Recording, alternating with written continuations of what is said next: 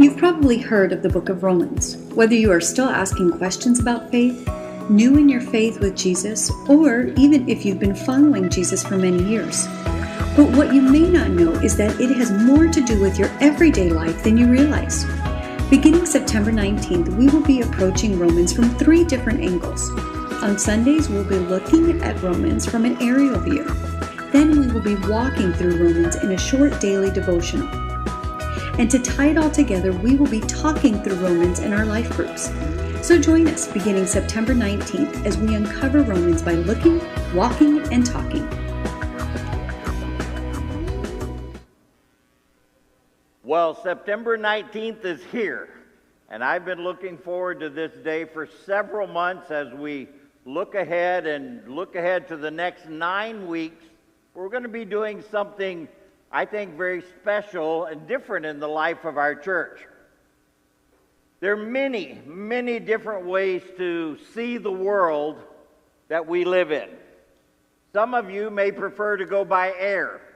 And when you go by air, you can either go by an airliner, or if you want to see it just a little slower, maybe be able to see more there, you go by a smaller airplane.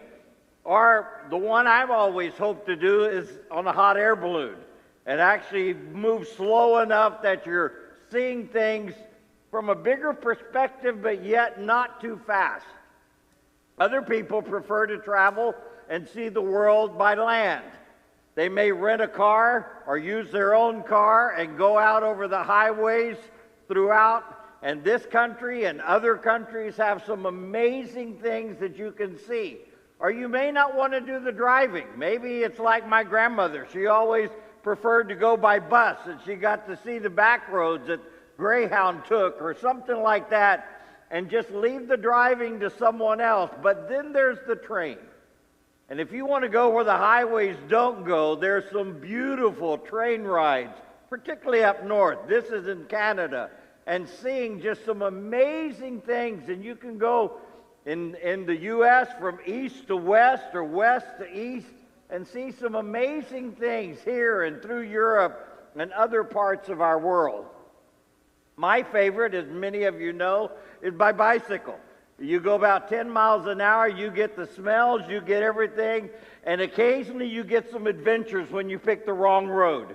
And there's some amazing things that you see when you just slow down to see the world in which we live, both the God-made things and the man-made things that come up. Thousands of people choose to see the world by foot. Today, everywhere around the world, there are people backpacking and just walking and taking it slowly and going and occasionally catching a bus or catching a train and going to the next place, but then just walking among the people, walking among the things to see. And each of these has its own special advantages, and all of them will give you a better education concerning the people and the places in this world. There are also many ways to study the Bible. As you look at the Bible, some prefer to get big pieces of the Bible in every day. Pastor friend of mine used to say that he read 40 chapters a day. And when you read 40 chapters a day, you will cover the entire Bible in 1 month. And you do that year after year, and all of a sudden, you begin to connect dots. Now, I'll be very honest, I never could pull that one off. I never got 40 chapters in one day. And yet, if you listen to the Bible, just listen to it on your phone or listen to it if you have some other means. If you listen 20 minutes a day, you can hear the entire New Testament in 1 month. If you do that consistently, you can listen through the entire Bible in 4 months and go through the Bible 3 times a year, which is far more than most of us have ever covered. My personal preference is 1 chapter a day. That's the way I get more out of it. I just focus on 1 chapter, and I never cease to be amazed at how God has just the right chapter for me for that day. It's amazing how even though I don't pick a chapter different, I just go day by day. It's amazing how God will find something in that chapter that's exactly what I need for that particular day in my life. But there's other people. They prefer to do it maybe one verse at a time or a paragraph at a time. And just park themselves there and look at it and meditate on it. Sometimes they write it in their own words. They spend some time. But the most important thing about all of these is not so much which one you choose, but the fact is, do it. Do it. Every day in my own life, I have found that if I start my day listening to what God has to say, I'm less affected by the things that other people say in the rest of the day. I get less shocked by what else goes on in the news or in my personal conversations with people when I've stopped to take time to listen to God first.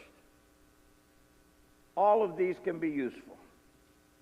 Over the next 9 weeks, we want to go through the book of Romans. The book of Romans is an amazing book. And we're going to do it in 3 ways, and we're calling it looking, walking, and talking. Today, one of my goals is for us to take a kind of rather high above look and look at the entire book of Romans in one sitting. So I want you to just sit back and I want you to focus and listen as we go through the first of 2 videos that we're going to watch this morning, taking us through the book of Romans. Pay attention, please.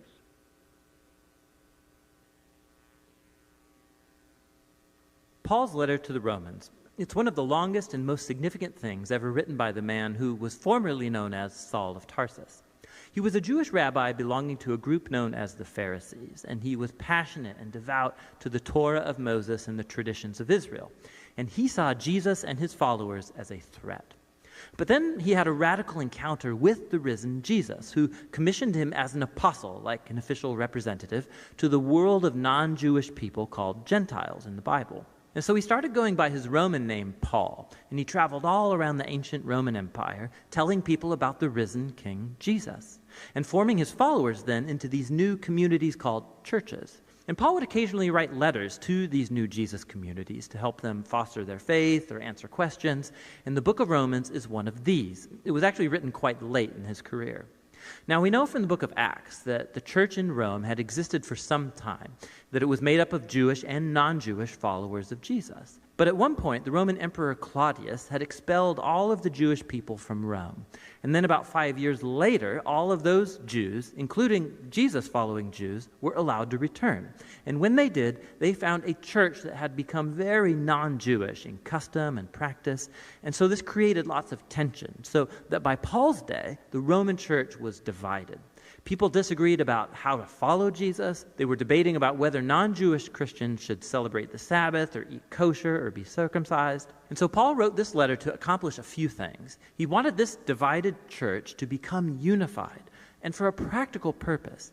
He was hoping that the Roman church could become a staging ground for his mission to go even further west, all the way to Spain. And so these circumstances are what motivated Paul to write out his fullest explanation of the gospel, the good news that he was announcing about Jesus' life, death, and resurrection. Now, the letter is designed to have 4 main movements, but it's unified as one long flowing exploration of the gospel. The gospel, Paul says, first of all, reveals God's righteousness, and then it also creates a new humanity, which fulfills God's promise to Israel. And so it's this gospel that's going to unify the church. In this video, we're just going to explore the ideas in chapters 1 through 4. So Paul opens by introducing himself as an apostle appointed by God to spread the gospel about Jesus, how he's the Messiah of Israel who was raised from the dead as the Son of God King of the nations. And Jesus now calls all humanity to come under his loving rule.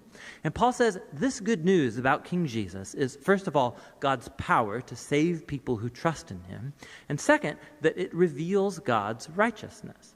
Now, righteousness is a rich Old Testament word for Paul. It describes God's character, that he always does justice, what is right and what is good, but also that he is faithful and just to fulfill his promises. And Paul's saying that the story of Jesus shows how God has done both of these things. How? Well, he goes first into a long creative retelling of Genesis chapters 3 through 11. He shows how all the Gentile world, all the nations, have become trapped in the spiral of sin and selfishness. The human heart and mind are broken, Paul says. We've turned away from God to embrace idolatry, which means finding ultimate significance in created things and then giving ultimate allegiance to these things that are not God. This results in a distortion of our humanity and destructive behavior.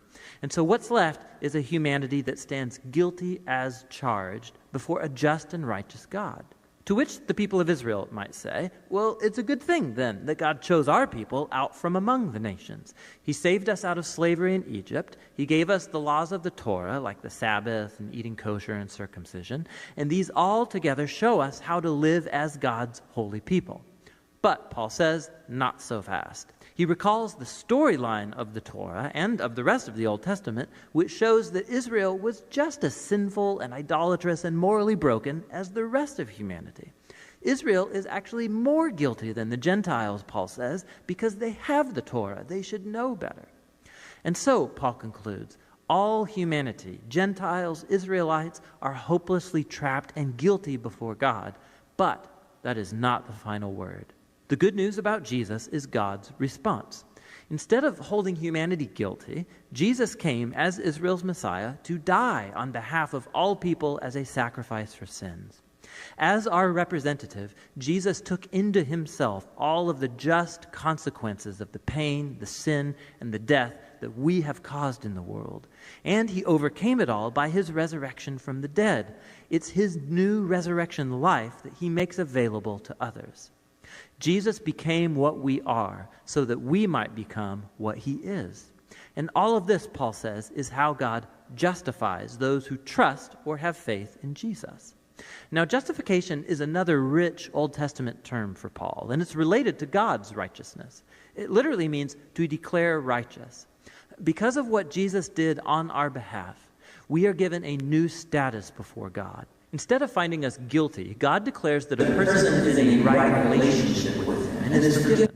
Justification results in a new family. The person who trusts in Jesus is given a place among God's covenant people. Justification also results in a new future, which begins a journey of life transformation by God's grace. And so all of these things about justification are God's gift to those who through their faith are in Christ. And so this leads Paul in chapter 4 to explore the huge implications that all of this has for who can be a part of God's covenant family. He goes back to the story of Abraham in Genesis chapter 15. Before any of the laws of the Torah were given to Israel, Abraham was justified or declared righteous before God. How? Well, God promised that Abraham would become a father of a large multi-ethnic family that would receive God's blessing.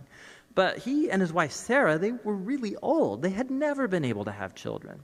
But nonetheless, Abraham had radical faith and trust in God's promise. And so God declared him to be righteous. And so Paul says, now Abraham has become the father of God's new covenant family. And it's spreading all around the world. It's made up of Jews and Gentiles who have the same kind of faith and trust in the one who fulfilled God's promise to Abraham, Jesus the Messiah. So let's pause and summarize Paul's main ideas here in chapters 1 through 4, because they're the foundation for understanding the rest of the letter. All humanity is hopelessly trapped in sin and needs to be rescued. That rescue, however, is not going to happen by people trying to obey the laws of the Torah. Rather, God's righteous character has moved him to rescue the world through Jesus' death and resurrection, so that he could create that multi-ethnic family of Abraham based on faith as his own new covenant people. And so Paul's going to go on to show how this new family is a part of something much, much bigger that calls them to a whole new way of life together. But it's all going to be rooted in these core ideas explored in chapters 1 through 4 of Paul's letter to the Romans. We want the book of Romans to become very real to everyone in our church. I'm talking from the children all the way to the adults. Why? Because the book of Romans has far more to do with our everyday life than we sometimes realize. The book of Romans is given to us and can show us so much about ourselves, so much about the world that we live in. And if we will follow it, if we will understand it, it will guide us through the 21st century that we live in. But to accomplish this goal, we want to do this in 3 ways, and we set this aside to do it. First of all, looking through Romans. Every Sunday, I will be teaching through the book of Romans. And I'm going to be taking big pieces. We're not getting the little things. Like next week, it's going to be chapters 1, 2, and 3. And the following week, it's going to be chapters 4 and 5. So we're still going to be up in the air. I don't know if it's a small plane or if it's a hot air balloon. Some would say since it's me, it's probably just hot air. But we're going to be up there, and we're going to be looking over things and trying to get the big picture of what Paul was trying to teach us in the book of Romans. Pastor Marcel has stepped in, and he has written a 45-day devotional where we will be walking through Romans. Now, as we walk through Romans, we're going to be taking little pieces, and he's going to be giving you 1 page, just 1 page. Now, that in itself is amazing. 1 page from Marcel to get us to focus on just 1 little piece. But as we walk through this and day by day look at these verses, look at these things, we're going to begin to see the things that we probably missed from up above. And then Pastor Tony, he has written different devotions and different things that we will be doing as a group. In our small groups and our life groups, there are some questions, and he is going to be helping us talk through the book of Romans. Things that we all need to be thinking about, and as we talk and share with one another, we're going to be able to see this from a different perspective. Now, all of these things are going to be available and are available to you right now in the church app. We keep telling you, go to the church app. Every resource that we can find, we are putting on the church app. And in that, you will find this devotional that's called Walking Through Romans. Every day, 1 page. 1, 2. How many of you already have the church app on your phone? Would you raise your hand? Good. That's a good number. The rest of you, please do it. Now, some of you go, I can't really read books on my phone. I can't see it. I'm too vain to put on reading glasses or something like that. We have a few copies. Notice the word few. We have a few printed copies of this in the book of Romans, and they're at the back on your way out. If you'll go up to Hubie or Hilda and say, could I have a copy? They have that there for you. But again, we've only done 50. We're trying not to kill too many trees with this. So help us out and do it first and foremost through the app. They're all free. They're available. Every week you can be here and you can go with us as we look. Every day you can walk, and every week you can talk through the book of Romans so that this will become very real. Please pay attention to this video as we go through the second half of the book of Romans.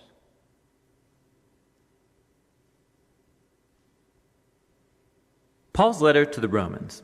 Check out the first video where we explored who Paul was, why he wrote this letter, and where we trace the core ideas of chapters 1 through 4. That all humanity is hopelessly trapped in sin and needs to be rescued. That this rescue is not going to happen by people trying to obey the laws of the Torah. Rather, God's righteous character has moved him to rescue the world through Jesus' death and resurrection so that he could create a faith-based, multi-ethnic family of Abraham as his people.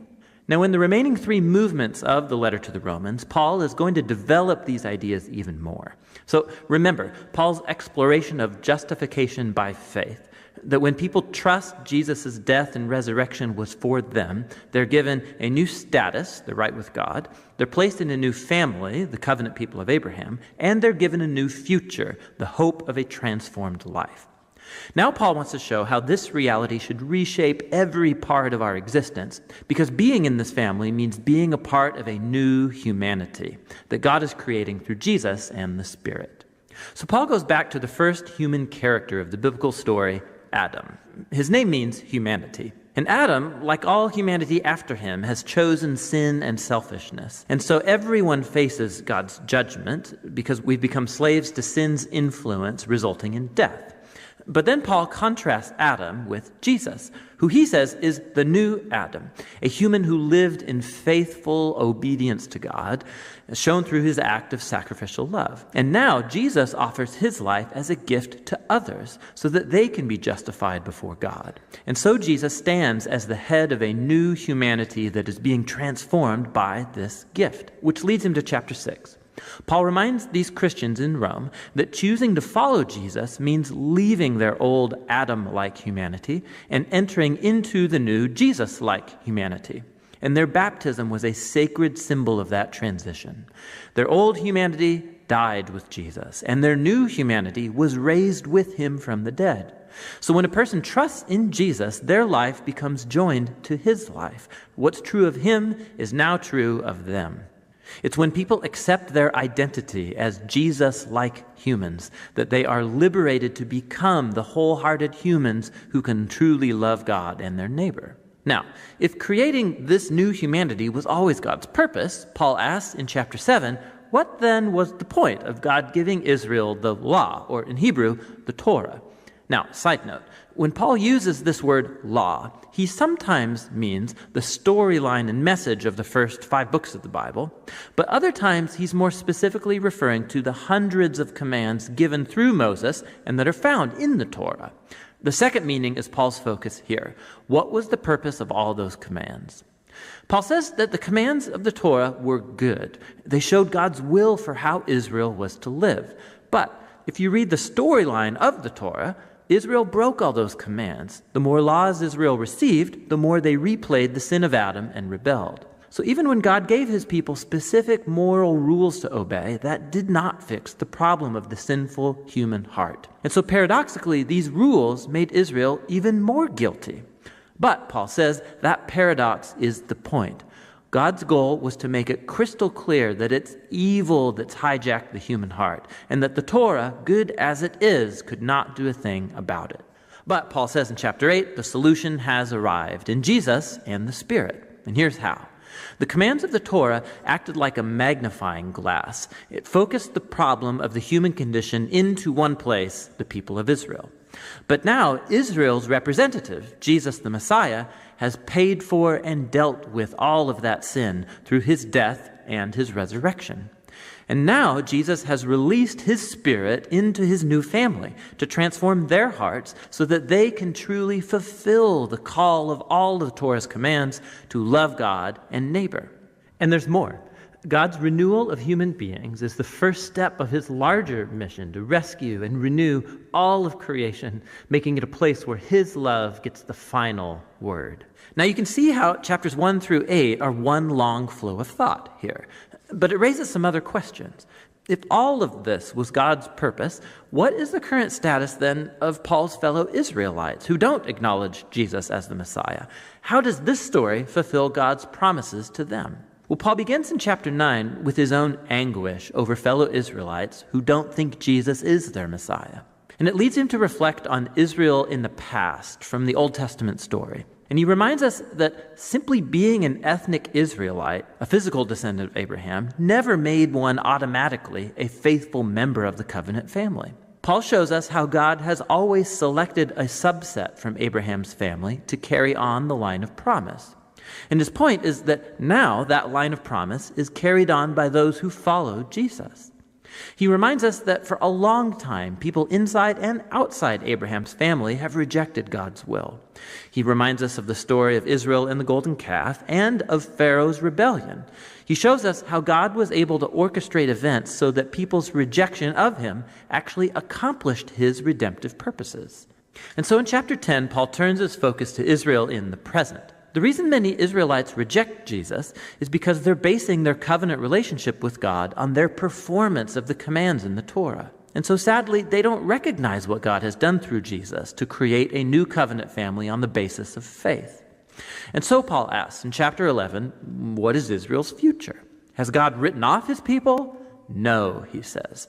There are tons of Jewish people, including himself, who do recognize Jesus as their Messiah, but there are also a lot who don't. But God has been able to use their rejection for his own purposes.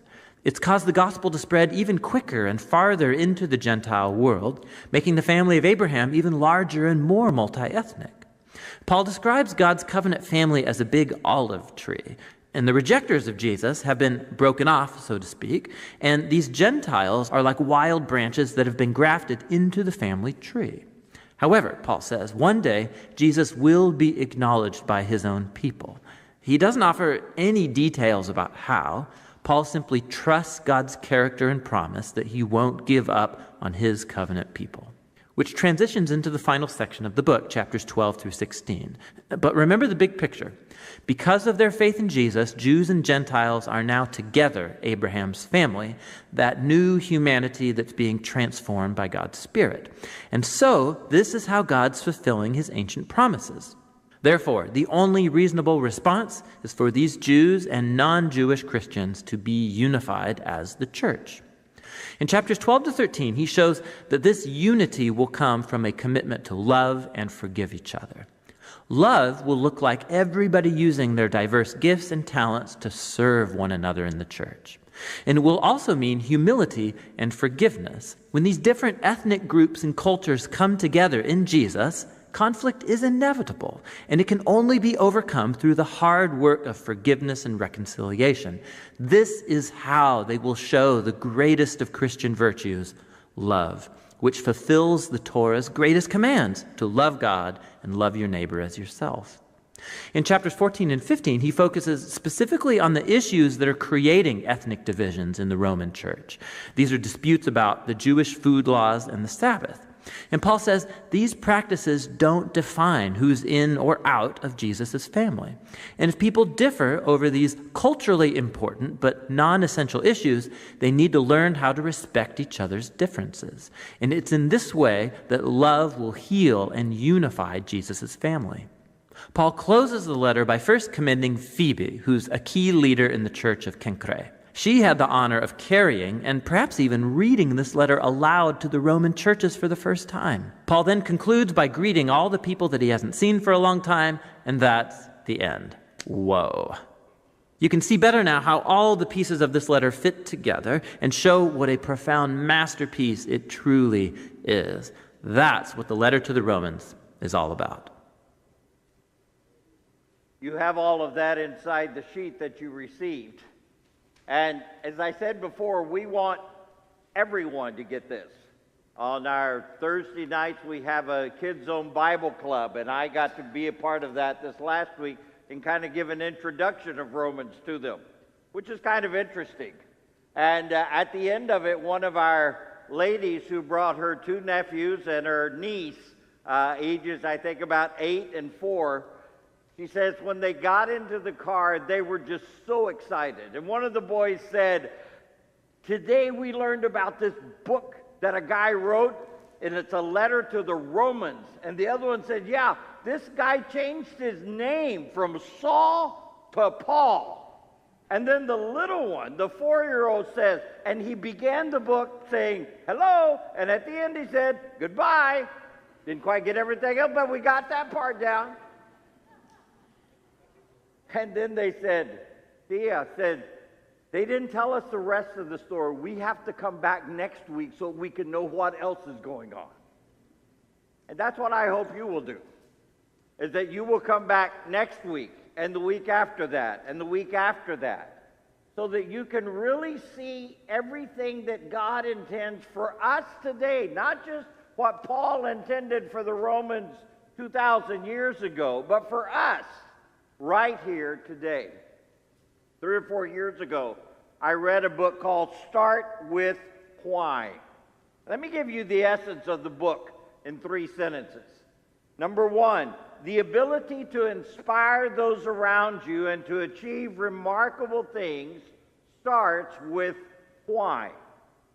Second, any organization, and this can be a pastor, it can be a church, whatever organization, any organization can explain what it does.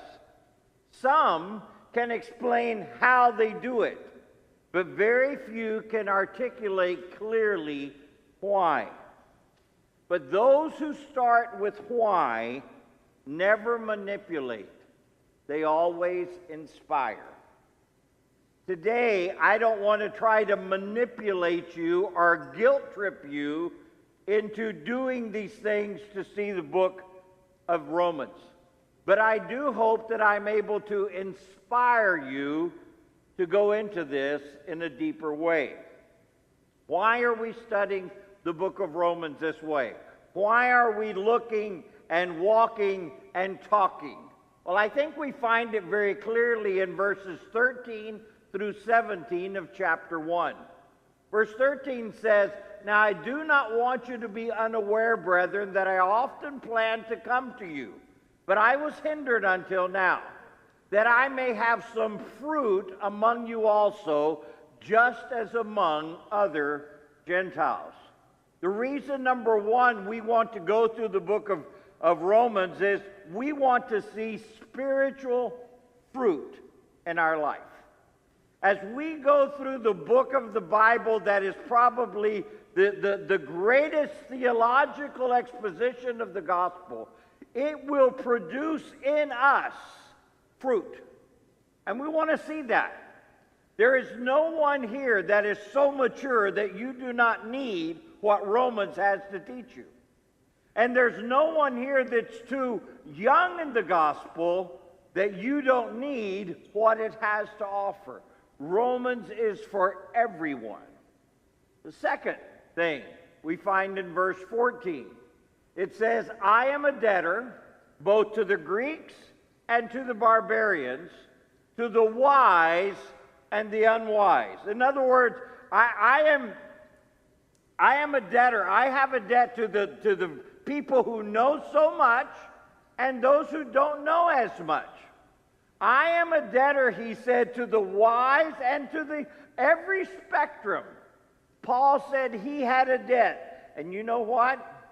We want everyone to realize that we have a debt. We have a debt with those who do not know God, do not know God's plan for their life. We all have a debt. When we look around us, the people that do not know the gospel really need it. They just don't know they need it. Those of us who have the gospel, who know the gospel, have a debt to them.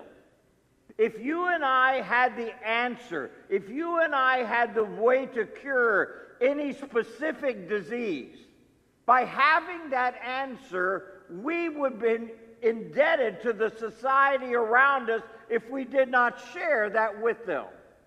And we have the answer to the sin problem of mankind, and we have a debt. Verse 15 says, "So as much as in me, I am ready to preach the gospel." Now that word there, "I am ready," it means I am prepared. I am willing to share. I am prepared and ready to share God's plan with the people around me. I was reading a devotional this morning. It made mention of this little fact. It said, you know, in God's world, all of us who know Him are on the field of play. There is no bench. There are no substitutes. We can't delegate this to somebody else. If we know Jesus as our Savior, we are in the game. The question is, what are we doing? We always love to get somebody else. We always want someone else to do our job. But God says there is nobody else. I have placed you where you are. The question is, are you ready? Are you ready? And we believe that in going through Romans, we will make ourselves ready for what God has. And it says in verse 16, "For I am not ashamed of the gospel of Christ, for it is the power of God to salvation for everyone who believes, for the Jew first, and also for the Greek. For in it the righteousness of God is revealed from faith to faith, as it is written, the just shall live by faith." We don't want anyone to be ashamed of the gospel. I'll tell you something. Regardless of what people say or do, the gospel is the solution to the greatest needs of mankind. It's not going to be one political party or the other is not going to fix our broken world. More money or less money is not going to fix what's wrong with our world. The gospel is the power of God to salvation to anyone and everyone that will transform their existence into a much better life. We don't need to be ashamed. We have the answer. We have the solution. We just need to get better at explaining it to people. We need to get better at laying it out. And the book of Romans does exactly that. Lord willing, we want this letter from Paul to become so real to you that you will see how this gospel of grace affects every area of your existence and affects far more of your life and the life of those around you than you've ever imagined to this point. My prayer is that you will take the time, that you will make the effort, that you will join in and help us and join in with us as we're looking, as we're walking, and as we're talking through the book of Romans. Let's pray. Lord, I come before you now. Lord, you know how excited I have been personally to go through this in this way. Lord, I am so grateful for all the work that Marcel and Tony have already gone through to produce, dear Lord, the information, to produce the materials, the resources, to help us walk through and talk through this book.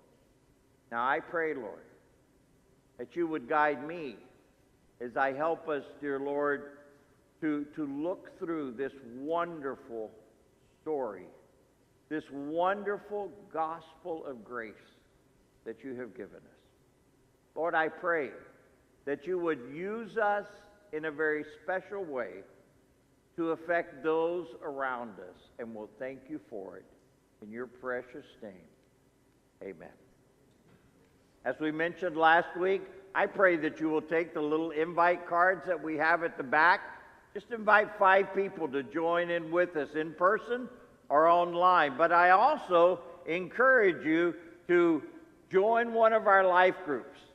Last week we asked you to look at the list and text the leader of the group that you wanted to go to. Some people got lost on the texting part. And so I'm asking you again, if you did not do that, go ahead. We had some groups that had 13, 14 people. We had other groups that had 1. And that's okay for the first week.